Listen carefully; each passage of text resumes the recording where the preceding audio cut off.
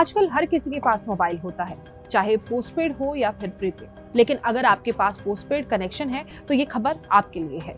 Postpaid bill के payment में देरी होने पर आपको जेल जाना पड़ सकता है। जी हाँ, ये बिल्कुल सच है। आपको कोर्ट का चक्कर तक लगाना पड़ सकता है। इसलिए आप सतर्क हो जाएं और बिल पेमेंट में लापरवाही अब भारी पड़ सकती है।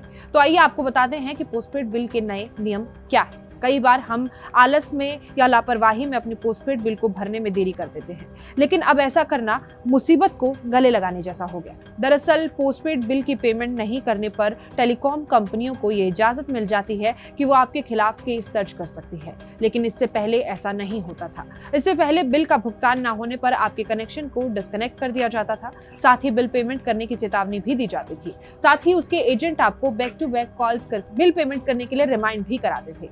लेकिन अब अगर आप इन सब चीजों की अनदेखी करते हैं तो आपके खिलाफ केस दर्ज किया जा सकता है। इसके बाद डेब्ट कलेक्टर के पास आपका केस फॉरवर्ड कर दिया जाता है। डेब्ट कलेक्टर आपके बिल का भुगतान करने को कहते हैं और साथ ही डेब्ट कलेक्टर के पास पूरा अधिकार होता है कि वो बिल जमा करने की सूरत में लीगल नोटिस भी जारी कर सकते हैं। और अगर आप लगातार ऐसी गलती करते हैं तो आपके खिलाफ लीगल नोटिस जारी कर दिया जाता है। और अगर आप ये तय तारीख पर कोर्ट में पेश नहीं होते तो आपको डिफॉल्टर घोषित कर दिया जा सकता है।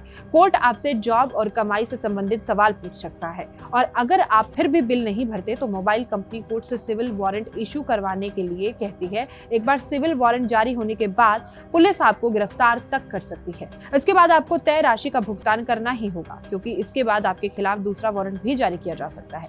तो इन सभी परेशानी से बचने के लिए आप समय से अपना मोबाइल बिल का पेमेंट कर दें, नहीं तो बेवजह की परेशानी में फंस सकते हैं।